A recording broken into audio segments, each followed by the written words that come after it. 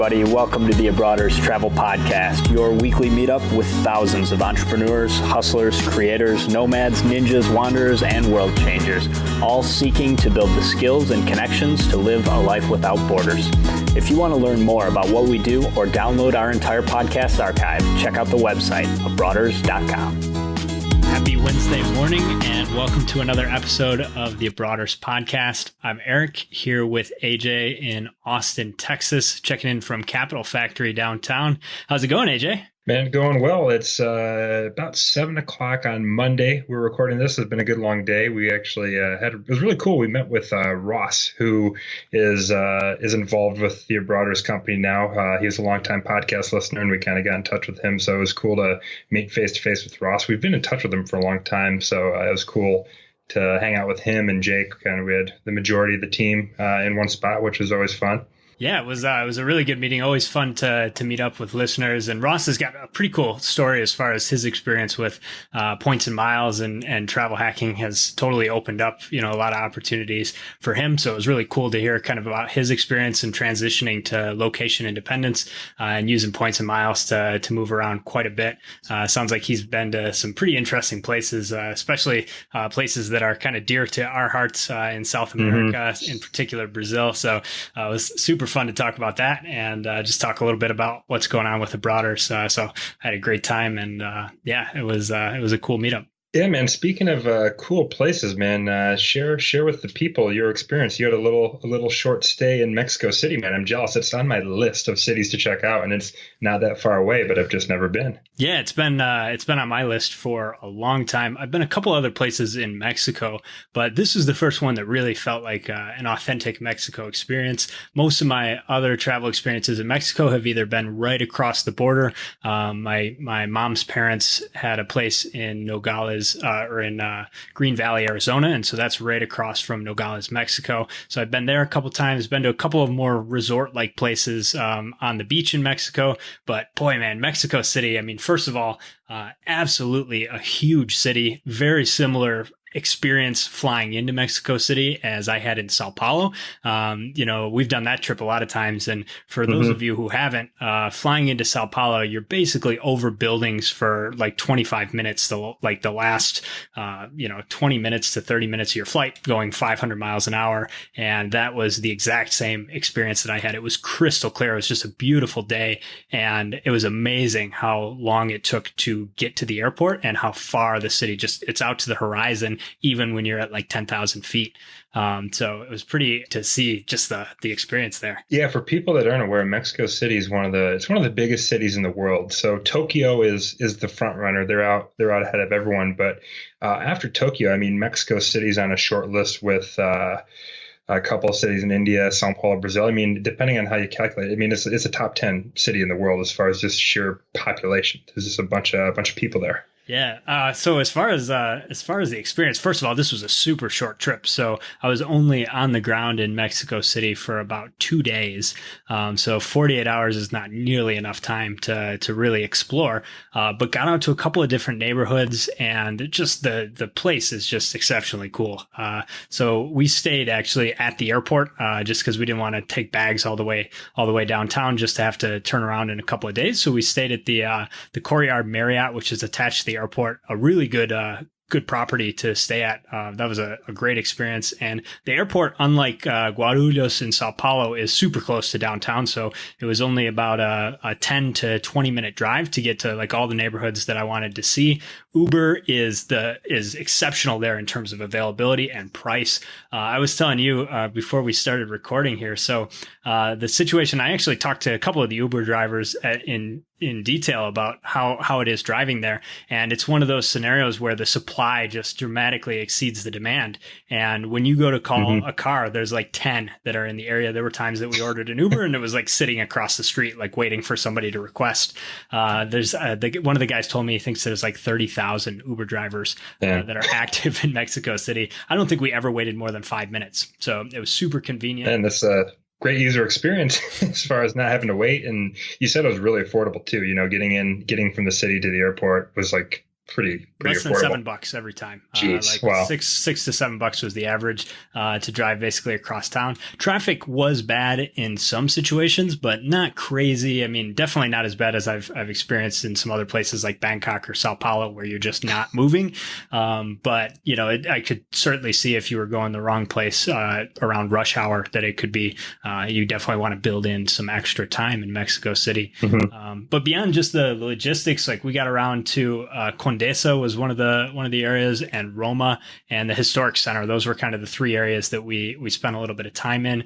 Really enjoyed it, man. The food is amazing. I would weigh a lot more. I would probably gain 50 pounds if I spent a long period of time, because the food is just so good, really affordable. But very much like Brazil, man, my biggest takeaway is that the Mexican people that live in Mexico City are just incredibly nice. Just so many friendly people, always trying to help, you know, trying to give directions, advice. The Uber drivers that I met were really fun and engaging. And the Spanish was also super clear. Now, I'm not great at Spanish by any means, but the version of Spanish is just really similar to what you learn in high school in the US, at least. Sure. And so it was just way easier than like Argentina. You know, oh man, they can be difficult. Yeah.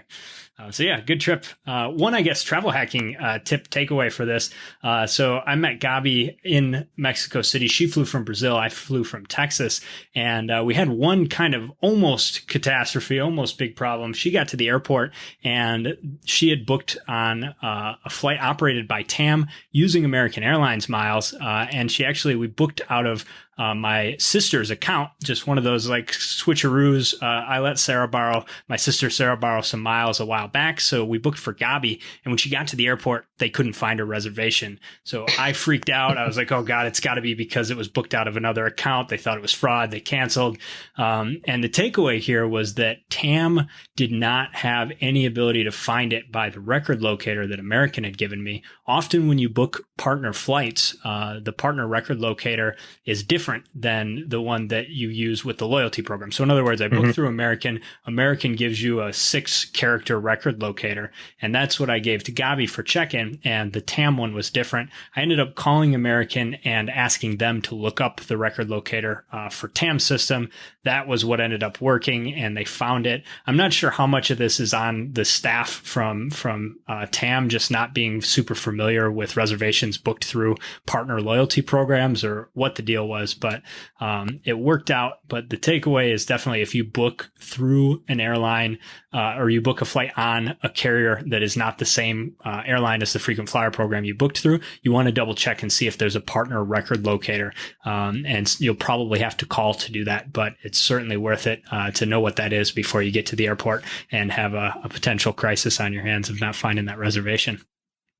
Yeah, man, it actually doesn't. I mean, it doesn't surprise me that happens when you consider all the partners and you consider that it only takes, you know, one person to not be able to find something to kind of set off those dominoes of the panic, where, you know, that person is having trouble finding the itinerary, and it's their job and they're the pro, so they're telling you, no, you must have something. You know, like I can see that happening actually relatively frequently with stuff like that. Yeah. All right. So let's jump into some news and updates. We've got a good show today. We got some interesting stories. And then for core content, we're going to talk just a little bit about the Southwest Companion Pass. We've talked about this a lot, but the offer for 60,000 Southwest points is going away on Thursday. So for all you guys listening to this on Wednesday, that's tomorrow. Hopefully you've got enough time to make a decision about potentially applying for those cards. So we're going to talk about the pros and cons of that at the end of the show. Let's start out with this American Airlines news about the 24-hour cancellation policy here. Yeah, man. So American Airlines is essentially giving a little bit longer of a grace period for cancellations.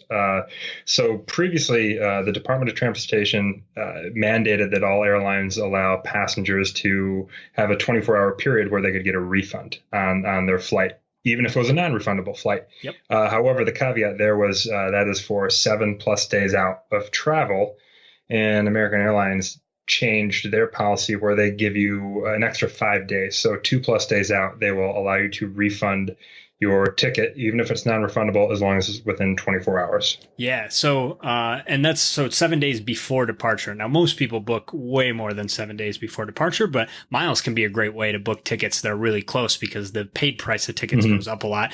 They want to gouge those last minute travel decisions and make them pay more. So miles can be good. So now instead of having to book at least 7 days, you can get away with booking 2 days out and still have the 24-hour cancel. And the other thing is that the hold that American said was going to be going away, the 5-day hold is still in place for award tickets. And it looks like for most revenue tickets, they're still offering like a 2-day hold. So they said that was like when they announced that they were making some changes, they said that was going to eventually go away, but the reality hasn't actually borne that out. So American's kind of hands down the best airline and program as far as change policy within that 24-hour period. So just super good to see a positive change here. Hat tip to American for making this customer-friendly move. Yeah, absolutely, man. Moving on to another program based in the U.S., something interesting going on with Delta and Amex. So American Express has what they're calling the Fly Now, Earn Later for some folks with Delta co-branded credit cards. And all this really is they're becoming a frequent flyer mile lender. And the interest rate is actually exceptional when you consider things for the market rate. So how this would work is, let's say you want to book a Delta flight with miles. And you've got a Delta co-branded credit card with Amex. And let's say you're like 20,000 miles short. What Amex says is, hey, we'll loan you those 20,000 Delta miles. You can book your flight now. However, you're going to owe us something for those miles. So you get a 6-month period to essentially work off the miles you borrowed. So let's say you borrow 10,000 miles. You're going to book a round trip to South America. You find a good deal. It's 60,000 miles. You only have 50. They give you 10,000 miles. They lend you. And so that means you've got 6 months to put 10K of spend on that card, and then you're good. It's a clean slate. And if you do not put enough spending on your card to pay the miles back, essentially interest free, you are forced to buy the difference in the miles you borrowed versus the miles you paid back. And the interesting thing here is it's a very anti-banking maneuver. The rate that you have to pay, you have to buy the miles back if you don't put enough spending on the 6-month period is 2.5 cents per point, which is cheaper than if you just do a Google search, buy Delta miles, and you go to the page on there. If you try to buy, say, 10,000 Delta miles, it's going to cost you more than $350, which is not a good deal. And that doesn't make 2.5 cents a good deal. But, you're not getting completely rolled here. So depending on your situation, if you find a really good redemption, this could be, it's an interesting thing. But just like any situation where you're borrowing something, you got to know that one way or the other, you got to pay the piper, whether you're using that credit card and you calculate, I'll spend enough to, generate the points that, I'm not going to have to buy these miles. And if you do get stuck buying them, make sure that you don't borrow like a bunch, because I did see, in the comments of the blog post, I think it was on 1 Mile at a Time, maybe somebody said that they checked their account and they were allowed to borrow an extra $1,000+ in points. So I mean, kind of interesting. Yeah, I think, definitely good if you use this responsibly. I can see where the bank is winning here. Amex actually used to have a buy points with membership rewards or borrow points with membership rewards sort of thing where you could pay this off. So they're essentially repurposing a program that went away with certain branded cards from Amex, where I think specifically with the business reward gold card and the Amex platinum cards, they would allow you to spend miles you didn't have and get, basically earn them back with spending. Or if you didn't earn them back in time, you could pay a fee. So anyways, this is definitely some good flexibility, especially with the way that Delta prices change. Like most programs, 25,000, 30,000 miles, that's the price and it's either available or it's not. Delta's got much more dynamic pricing where, your trip to Europe, maybe the lowest is 32.5, but often they're charging 40 or 50. And so this is a scenario where if you see the really good price, you might be able to pull the trigger at the time when you see the flight available at a really reasonable level, the lowest saver level, and then earn those back rather than if you wait an extra month, maybe the price in miles has gone way up on that ticket. Yeah, my warning to people on this before we get into this, calculate however many miles you borrow, calculate how much that would hypothetically be if you have to buy them all back at 2.5 cents per point. Yeah. and think, is that something I can live with? And if not, probably not worth it. And you could probably just live to fight another day. Yep. All right. So next up in earning points here, I got just a quick story with respect to counting your 524 status. Came across a blog post earlier this week that was written by a frequent miler, and it was just about another way that you can check your 524 status. Credit Karma is my favorite tool by a long shot to see what's going on with your credit, with how many accounts you have, and to calculate whether you have 5 accounts in the last 24 months for the purpose of knowing whether you're eligible to apply for one of the Chase cards that's subject to the 524 rule. So Frequent Miler pointed out that you can actually check this a lot easier on your cell phone if you use the free Experian app. And so it's basically the same sort of process as signing up for Credit Karma, but unlike Credit Karma, which is not, it doesn't show you that information on the iPhone or the phone version of their app. Experian will tell you how many cards you've opened and what the date of opening those cards were. And so I checked this out. I actually thought that I was under 524 before taking a look at this, and it turns out I actually do have 5 in the last 2 years. The last 2 are going to drop off in August. So a little bit easier if you just are doing this from your phone. It's really fast to sign up with the Experian app. It's totally free. They basically make money trying to upsell you into getting updated credit scores on a regular basis, but getting the information from your Experian credit report should be good. And since it's your personal report, the cards that appear there are only going to be your personal cards that count against 524. So the only thing that you need to do to adjust that is just account for any business cards from Chase that will be counted there. So if you haven't checked it out, there's a couple of other episodes that we've talked about 524. We'll put that in the show notes as well, so you guys can review some of those rules if you're not super familiar. And I don't think we mentioned it. So show notes are going to be at abroaders.com/181 for this week's show. Man, that just made me think of a super stupidly simple tool. And this is something that we can probably do in the app sooner or later. But man, think about like a 524 calculator where you just put in your cards and then you put in your email address and you get notified when you're off the hook and you can go after more Chase cards. That is a good idea. Why hasn't somebody done that? I don't know, man. Let's do it. Let's do it. Moving on into booking travel, I have some pretty good news. Got a new way to get between Europe and South America for cheap.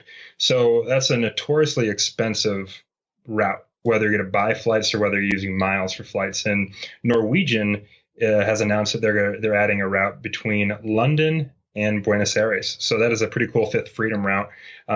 This is something that you can't book for travel like now, but you can book it maybe, I think, 4 or 5 months out is when they're going to start servicing this route, and you can begin buying those flights.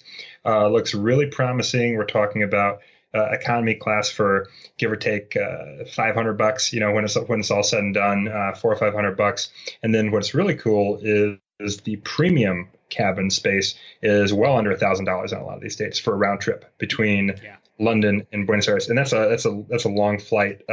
And that's really cool because for people that don't know, Norwegian's a discount carrier. They're kind of like a hybrid where they've got a new fleet. They've got like a pretty nice product, but you're going to have to pay for some things. But the premium cabin, I would say, is like a pretty decent premium economy. So between London and Buenos Aires and premium economy for like $700 to $900 that's a really, really, really good deal. Yeah. And overall, I mean, I think this also potentially puts a lot of pressure on just the overall airfare between London and Buenos Aires because British Airways now is the only company that does it. There are no flights. I'm surprised that there's not flights from Aerolíneas Argentinas that run to London.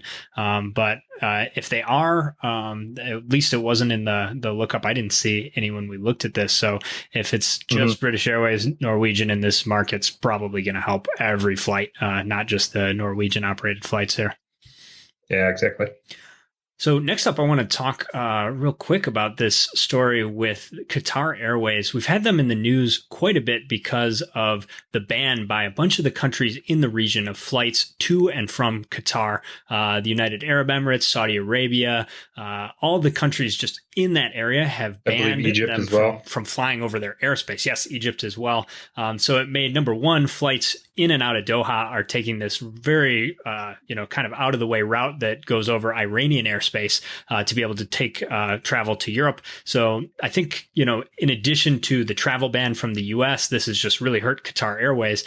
So some really positive news. They just launched the Q Suite which is their new business class. And I've read a couple of different reviews on this. It looks like basically as good or better than a lot of the sort of middle of the pack airlines first class products. So Wow. this is like a really nice, much more spacious business class. It's got a divider that goes up so that you've got like basically an enclosure so that you don't have even like people can't see into your suite.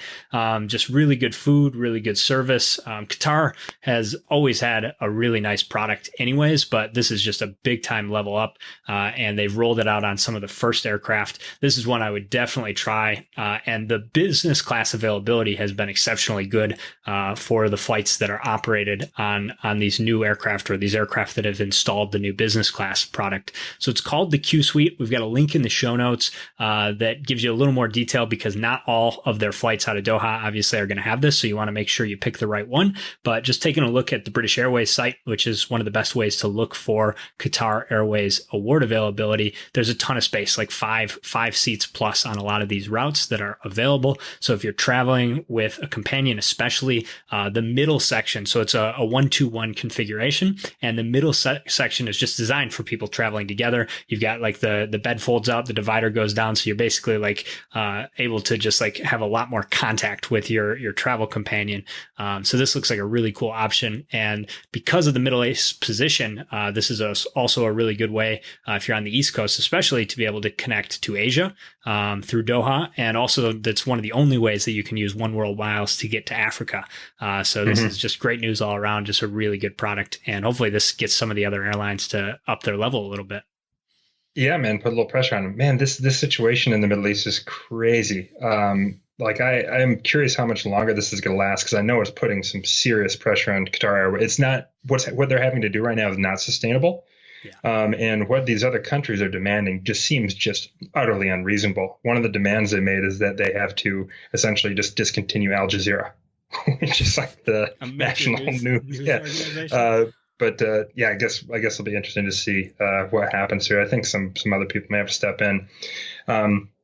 Speaking of some funky stuff going on, so there is currently a House bill that would reverse something we did back in 2012 that helped consumers get more transparency with airfare prices. So there was a Republican senator that introduced a bill that is, I think they're going to vote on it soon.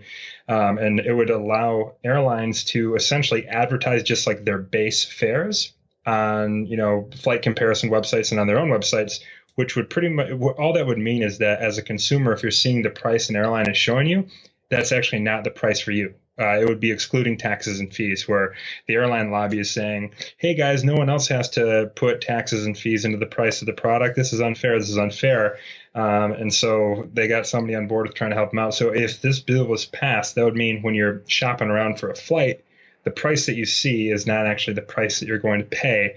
And you would have to ultimately pay a substantially larger amount because the taxes and fees end up being, what I read from the article was around 20% of the total fare. So you're going to see about a 20% bump on the advertised price. So like, I don't get this. I don't get why it matters so much to the airlines, because when people search for prices, isn't it more or less relative pricing?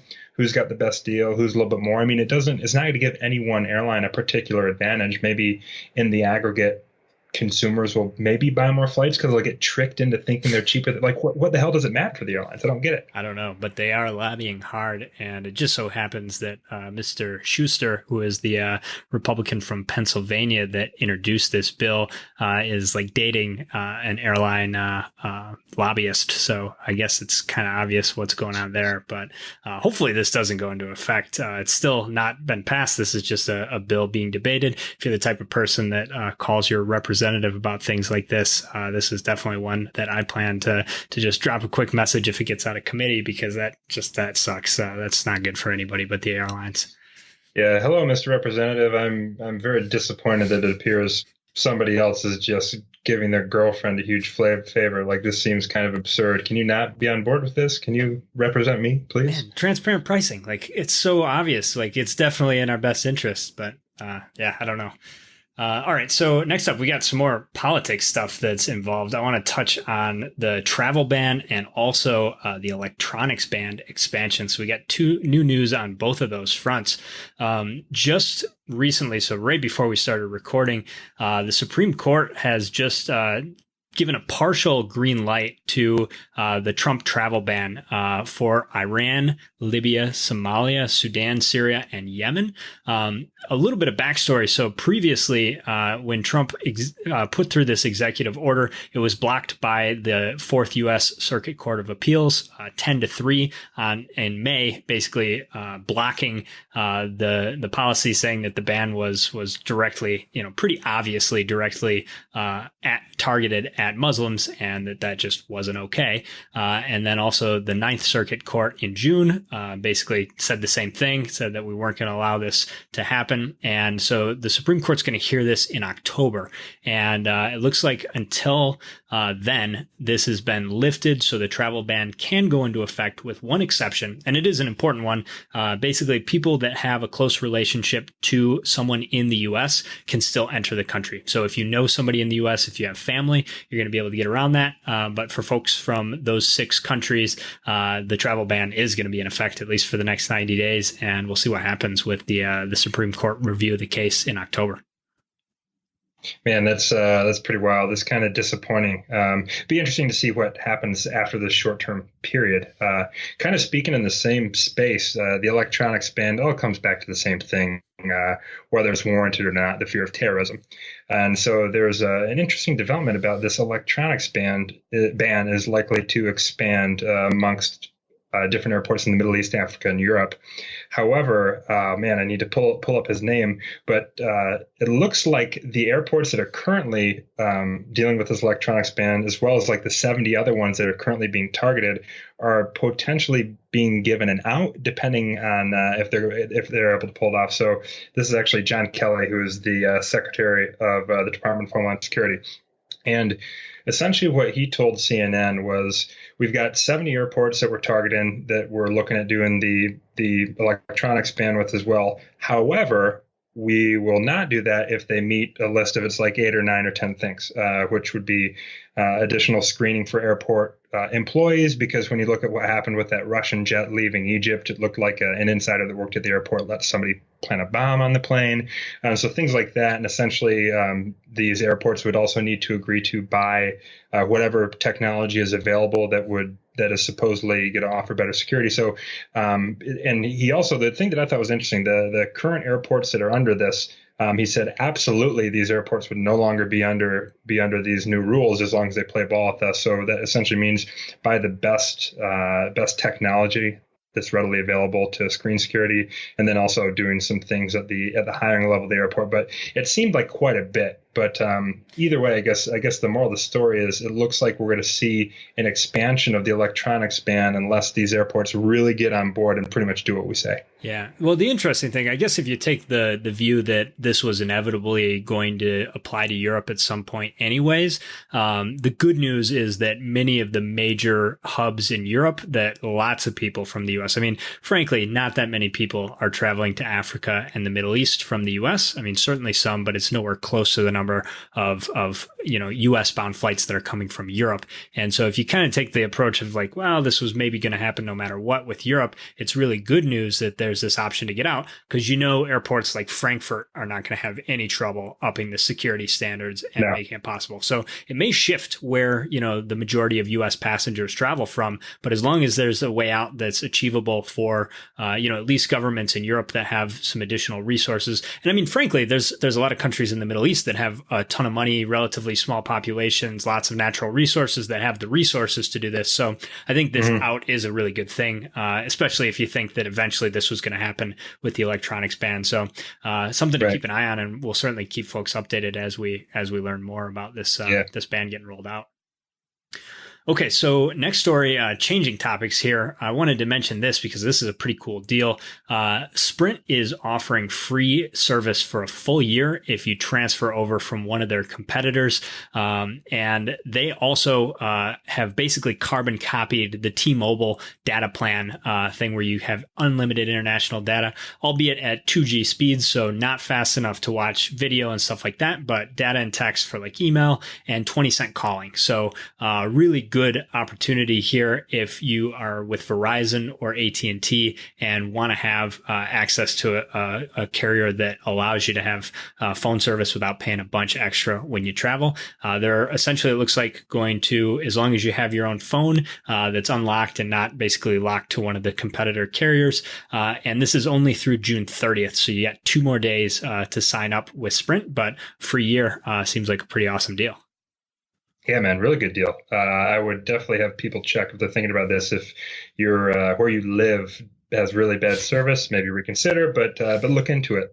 By the way, speaking of really bad service, man, our service is horrible with T-Mobile in our apartment in Austin. The rest of Austin has been pretty good, but like when you get close to where we actually live, the service is terrible. And my phone worked flawlessly everywhere in Mexico City, and it's LTE speeds with Mexico and Canada with T-Mobile. So this is one I will not be taking a look at Sprint just because I'm super happy with the international coverage with T-Mobile. But yeah, I think the service really matters. Yeah. Check where you live. Dance with the devil, you know. Moving on to some more random news. I thought this was kind of funny and also smart. United Airlines has undergone a pretty big marketing advertisement campaign in New York City. So in a nutshell, United is making the case that for people that live in the city, flying out of Newark is not only way closer than they think, but it's also a better option than JFK. So what United has done is they've teamed up with New York taxis, and they've got these timers on top of the New York yellow taxis, and they've got the time from wherever the taxi is to JFK alongside the time to Newark. And the images I saw had, obviously, United didn't do this without thought. The time to Newark in many instances was faster than the time to JFK. So United is really pushing hard to have those New Yorkers consider flying out of Newark and kind of breaking the mold of people thinking, JFK is my airport, it's closer, why would I fly out of Newark? When really in many instances, it's faster to get from the city to Newark than it is from the city to JFK. Yeah, geographically, maybe it's, if you look at the map, it makes sense like why people make that assumption that JFK is easier, but it's just, it's so congested in that part of the city. Pretty cool plan. You've actually flown through Newark. I've been in and out of JFK and LaGuardia a lot. Never been on the ground at Newark. How was your experience with the airport? The airport's, it's not a nice airport, but I mean, then again, it's not like I love flying out of JFK. So I mean, as far as the airport experience goes, I mean, whatever would be faster and cheaper to get to for me, it's a wash. They're both meh. So I mean, if it's quicker to get to Newark, I would recommend people flying out of Newark. All right. So one more piece of random news here, and then I want to talk about some credit card offers that are changing here. So tickets for Frequent Traveler University in Chicago are on sale now. This is going to be one of the biggest Frequent Traveler University events to date. I went to one a couple of years ago in Dallas, and it was awesome. Just a really cool experience. Lots of information, really good, like classroom style. Just if you want to learn about points and miles, if you're a beginner just getting started, or even if you've got some advanced knowledge, like even when I went a couple of years ago, knowing a lot about points and miles, I learned a bunch of new things and met some people that were just truly taking things to the next level in terms of earning points. So highly recommended if you can get to Chicago for a reasonable price. This is a super cool conference, and the tickets are pretty reasonable. I think you can get tickets for at least a couple of the days of the events and most of the lectures for only about $150. And I think there's still an early bird special out here. So definitely worth taking a look if you're really into the points and miles thing. This is a cool event. So we've got a link that's got more details about the tickets and how you can get them. And I encourage you guys to check it out. Cool, man. Speaking of credit card offers, so you said there's a couple. I know you want to touch on the Southwest card, but the other card that there is going to be a change with is the Hyatt card. So the sign-up bonus is changing. This was a really straightforward, simple sign-up bonus that a lot of people really liked.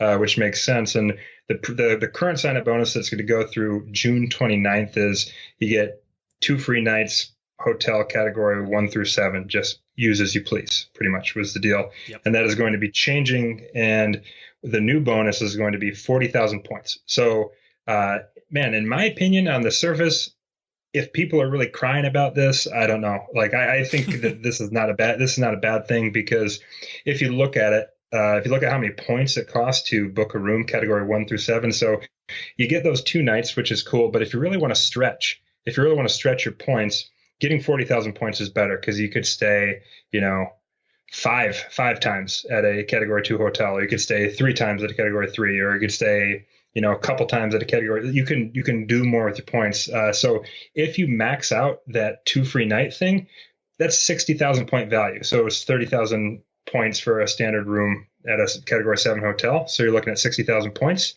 So if you max that out, but I don't know, I think this new bonus gives you more flexibility on how you can put your points to work. Yeah, I think the bottom line, if you're going to stay at a 6 or 7, get this card now. And if you're going to potentially use your nights at category 1 through 5, it's a better deal.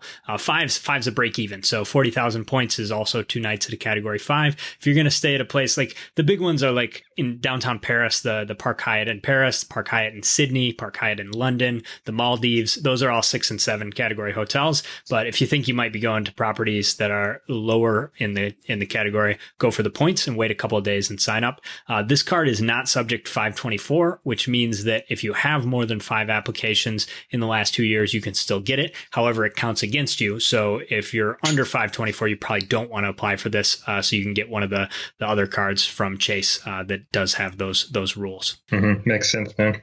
All right, so that's going to wrap it up for news and updates. For today's core content, we're going to talk just a little bit about the Southwest Companion Pass.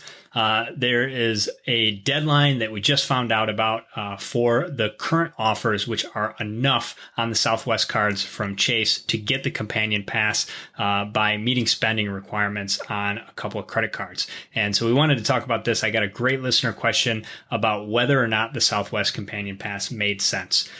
So first of all, the big thing you need to know, you can earn the Companion Pass by getting 110,000 Southwest points in a calendar year.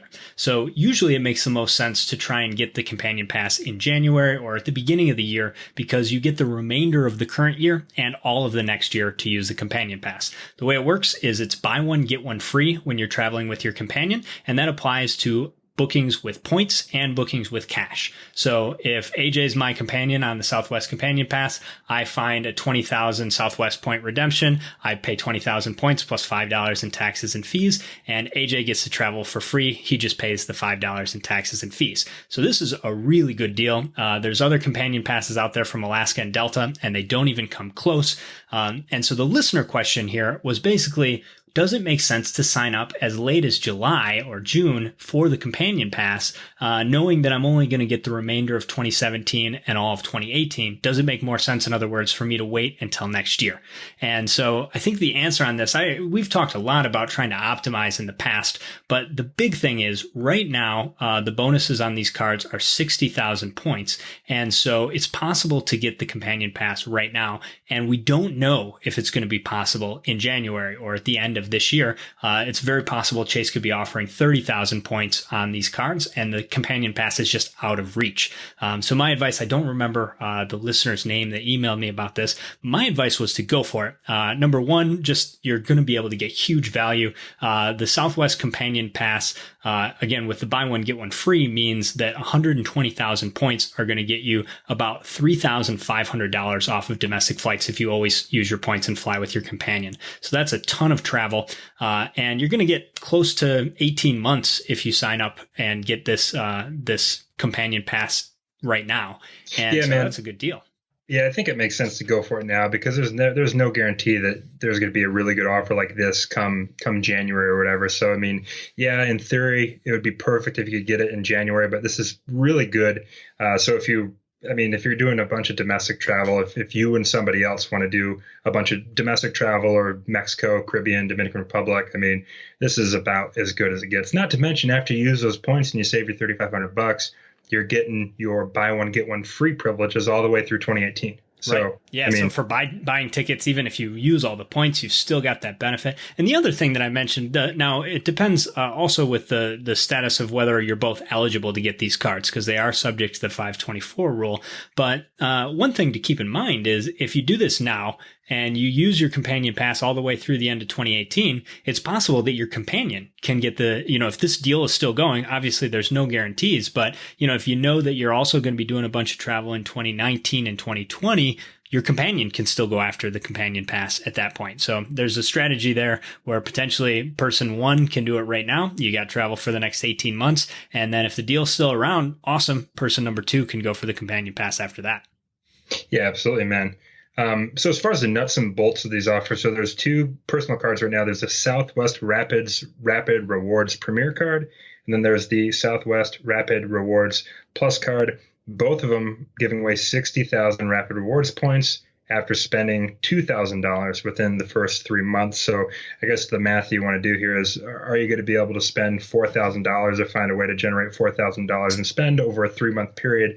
And if so, and like what Erik mentioned earlier, if you have room in the Chase 524 for this, then you've got a really clear path to getting the companion pass for the rest of this year and all of 2018, if that is something that you want to do.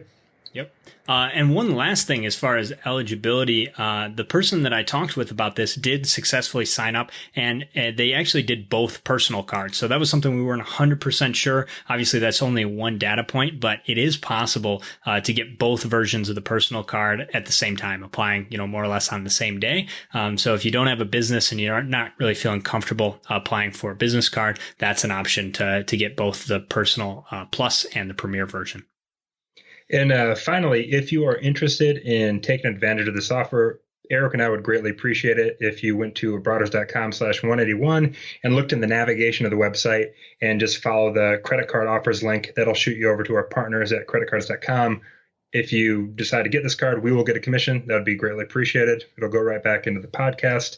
And if you have any questions about this, feel free to shoot support@abroaders.com an email. No guarantee we'll be able to help you in time because we're talking about a tight window here. The 29th is the last day, I believe, to take advantage of this. So, so that's pretty much all.